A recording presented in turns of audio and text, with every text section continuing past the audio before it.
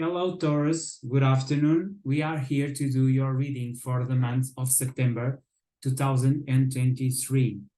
We will use the usual method, the 12th house, which is astrological wheel, and I will place the 12 areas of your life with this deck, which is the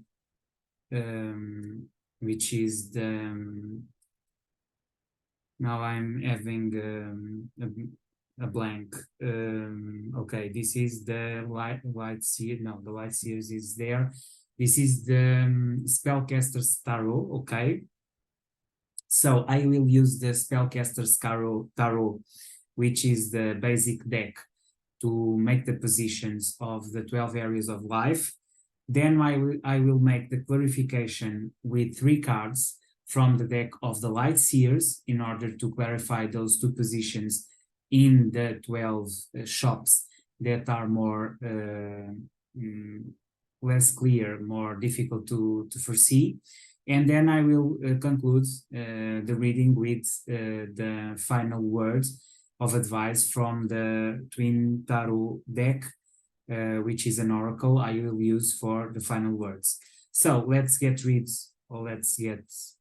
in tune with your reading, and I will do some rifling and shuffling, and then I will dispose the cards. This is not the best shuffle. I will repeat it. So this has been a strange month of September, with the bringing on of reversals from Mercury and Venus, and we're having Jupiter in reverse until the next year of 2024. So let's dispose the cards, and we have on the first shop, the shop of the body, the 5 of Swords, so in the energy of Aries. Then we will have for your own energy the Hierophant. Okay, this is good. It means that you are on your own house, the house of resources, the bank. You have the Hierophant. On the communication, you have the 8 of Wands, which means that you'll be communicating quite well. On the energy of the kindergarten, which has to do with Cancer and with your past wounds, you have the Ace of Cups, which means that you are building a very good relation with yourself. You are loving and caring yourself and from your past, which is an excellent thing. In these first 4 cards, which are related for the first 4 shops that has to do with the body, the resources, the communication, and the feelings of one own, I would say that probably the body is what you need to be careful about and watch more, because 5 of Swords is not a very good energy. You are much on your head about what you want on your physical side. It is important that you get rid of that idea. Probably you are fixed with losing weight or another kind of building up your body, and a fixed idea that probably is not helping you much. On your finances, you are building your own strength. On the communication with the 8 of Wands, you are very strong. And in your perception of yourself, you are loving yourself, which is wonderful. Now, let's see what about the houses or positions that are related with relation with the other,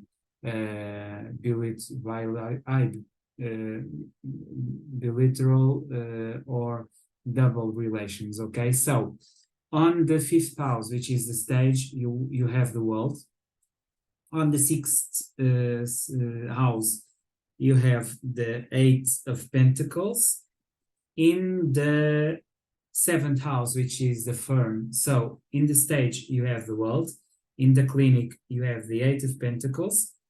In the parsley or in the firm, you have the King of Swords. In the therapist, you have the Six of Wands. And let's analyze these four cards for these four areas of life. So these areas of life, as I was saying, have to do with your partner. So they are the relation cards or the relation areas. The stage has to do with your own energy, which is the world, which means that you have a major arcana of completion in the sense that you are in the end of your journey, you are in full capacity of your own strengths and issues. Also, you have in the clinic, which has to do with your mental and physical health, the Eight of Pentacles. You are working a lot on that. Probably that's why your thoughts on the body are very heavy. In the relationship you have with the person, your person, I would say that you have the King of Swords, and that means that you are being very rational. Yes, you are much on your mind. You are not giving space to what can happen if you just let things happen, if you just let your love get through. Probably if you were not so focused on yourself, on your body, on your communication, finances, and whatsoever, probably you would have some time to hear the other part and not being all the time the judge of the change, the judge, the responsible for the evaluation of the situation. So the King of Swords can be a very heavy and demanding card for this position, the position of Libra, which has to do with romance and partnership and communication of partnership. Maybe you are getting a bit exigent and being a little bit over exigent and over driving the other person towards what you want, towards your own objectives and agenda. So be careful of that. In the intimacy that you have when you are talking about the therapist, you have the Three of Wands, which means that you are building something new, a parsley, and that can probably be the reason why in communication you are so fixed in trying to settle what is right and what is wrong. Okay, so let's get to the social cards or the social areas. So in the university, you have the Two of Cups. In the parliament, you have the Ace of Pentacles. You have the Empress in the Gremiation or 11th house. And finally, in your spirituality, in the temple, the Three of Swords. So, suffering. You are suffering in your own spirituality. You are not getting through your spirituality. You are not connected with your source. Still, you are discovering towards voyages and new learnings in the university. You are passionate about it, and that focus, it's clear. Also, on the public image, you are solid, you are building something for the world. And in the relations with your friends, you are creating new relationships. Okay, so let's clarify these Three of Swords in the temple, which has to do with your spirituality. And then we'll try to clarify what is this King of Swords on your parsley, in your communication towards your person. Okay, let's see what the universe says. Okay, let's get three cards. First to the King of Swords. You have the Ace of Wands, you have the Knight of Wands, and you have the Wheel of Fortune. Then to the Three of Swords, you have the Page of Wands, you have the Strength, and you have the Six of Cups. Okay, so I'll not get the order around. I will clarify according to the positions of the shops. So in the parsery, probably you should be more focused on doing things. Because you have the Ace of Wands, you will do it eventually. But you also must surrender to what will happen. The Wheel of Fortune has to do with completion, with achieving something, but also has to do with being open to whatever will happen. It could be a good thing or a bad thing.